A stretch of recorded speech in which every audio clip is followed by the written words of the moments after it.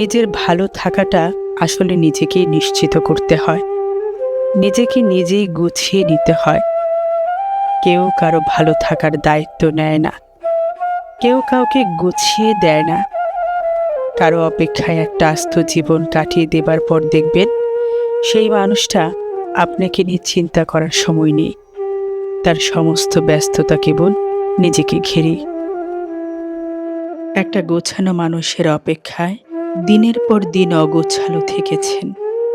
আগত মানুষটির ভালো থাকা নিশ্চিত করতে নিজের ভালো থাকা ভুলে গেছেন।